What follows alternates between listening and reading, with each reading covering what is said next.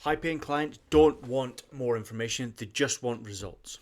Let's get into it. Today, episode 14, we are 2 weeks in already, I cannot believe it. Thank you very much for those that are watching. You're watching Daily Reps podcast with me, Brendan. I had to look at my name just to remember who I was then. Right, today we're talking about solving rich people problems because rich people pay better, right? You get solve rich problems, get rich solutions. In other words, you become that solution to them, you get paid better. So, the point of this episode today is you don't want to take on a bunch of clients. So for me, like I'm scaling a digital marketing agency, and starting to take on bigger and better clients. And, the small one-time projects or smaller clients are great.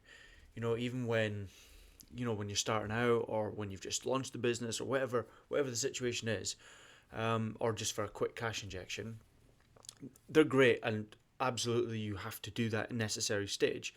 But you also want to grow and you want to evolve. You don't want to get stuck taking the same little jobs all the time and get stuck in that trap, and then you basically can't get off the hamster wheel because you need to be on it in order to pay your bills. You need to be able to scale the business, scale the income, and solve the problems for people that I also find like the people that are worth more tend to not question the price so much. They just say get it done, and you kind of want someone that's got that actionability.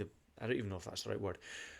You want someone that's able to make decisions quickly because they know it's the right move, rather than worrying about I'm spending a couple £100 or a few $100 and am I going to get results? Am I going to get a return for it, or is all that money gone and I've got to work even harder to get that money back? Use a case and example. When you start out in your business or whatever it is, or maybe you're still doing this in your business now and you're working to clients that pay a couple £100 a time or £100 a time, and they're a little bit worried about that. You want to go, right, how can I do the same, even if it's the same work or a very similar amount of work, but for someone who's got 3 or 4 locations. So let's take one of my client as a case study. He has a sports injury therapist clinic, and he basically does massage and all that sort of stuff. And I use this example because it's really good, but there's multiple different service industries that you can cater for as well.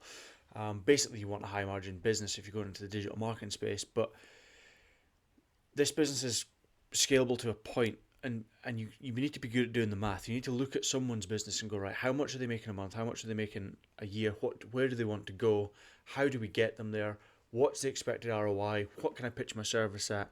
And take it from there. Now, if it's an owner operator, you're going to be capped at a few £100 a month, £500, £600, £1,000 a month maximum, probably, unless that individual wants to scale beyond into really scalable stuff, digital marketing products, all that sort of stuff.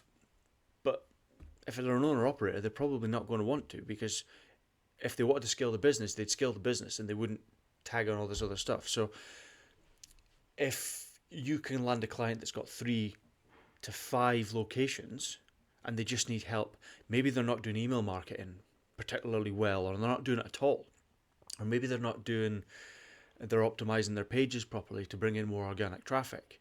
Or maybe they're not posting on social media. You can go in and fix that. That's a massive problem for someone that's got 4 or 5 locations, and you get paid 4 or 5 times the results because you structure it in a way that, look, I can do this for you, but if I'm going to do it for all the locations, then I want to split. I want to share, or you just pitch a higher retainer, right? Because they've got more income to give and they've got a bigger upside return. So of course you should get paid fairly for that. So that's one example for you. So you could go and work to a friggin' takeaway and market their takeaway, and they might do okay, but they might have only got 1 location. But if you go and work to a law firm and they've only got 1 location, their margins are going to be so much higher, so they're going to be able to pay you more. So it's about picking the right niche, picking the right industry, picking the higher margin business if you're digital marketing, of course. Maybe if it's your own business and you've got to think, who are my clients? Who are my ideal clients? Maybe I want to cater to the rich and famous because they can pay for my service. Maybe I want to be a barber and I want to do haircuts for the brightest and the famous, and obviously you need to be able to produce the results. Say you've got a cracking service and an amazing product, and you're really, really good at what you do, but you just don't have that clientele. Well, maybe getting into that space and figuring out a way to get involved in your high-end clientele to be able to pitch, be on call to them whenever they want a haircut, whenever they want whatever, and you show up and smash it out of the park, but you get paid 10 times the normal wage for a haircut or whatever it is. Or maybe you get the perks of going traveling with them as their tour band when they're touring for 3 or 4 months at a time because they don't want anyone else.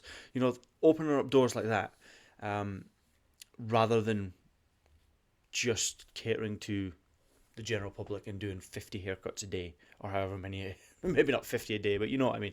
So yeah, again, just pick your target market, pick your clientele, solve richer people problems, think bigger than what you are now, and charge bigger retainers, because raise the bar with your prices as long as your service is there and as long as you've got proof of concept, as long as you're not going ridiculously over what the high end is, there's no reason that you can't charge that.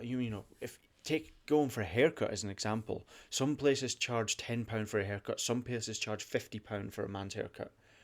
Like, why is there such a range? Because the service is different, because the offering is different, because they're higher end and they take a bit more pride and care, or maybe they're just better at their job, or maybe they've got a better location, so they've got better clientele.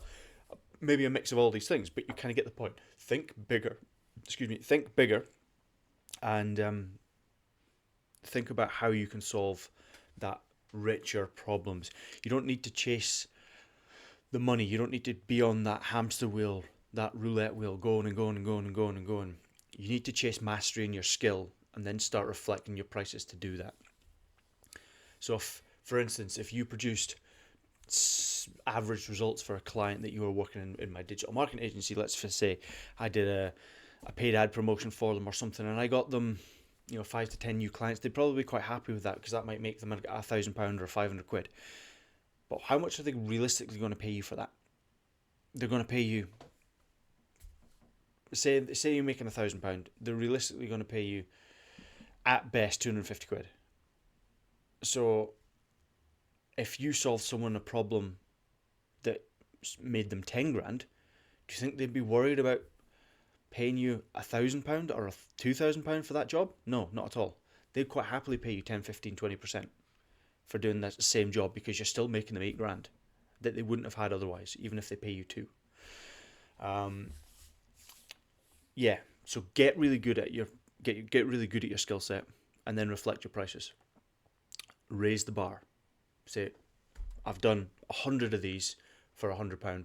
Now I'm going to do them for £200 because I know my stuff, I know the results, I know it inside out, and then I'm going to do it for 500 because actually there isn't anyone better at it than me.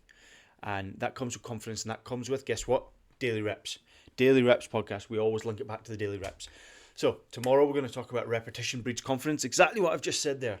Repetition breeds confidence, Daily Reps breeds confidence, getting that Daily Reps in. And I'm super excited to talk about that. It's going to be awesome. Closing rep for today. Again, guys, if you have had value from this podcast, you have enjoyed it, please consider subscribing, following whatever platform you're watching this on, or listening to this on.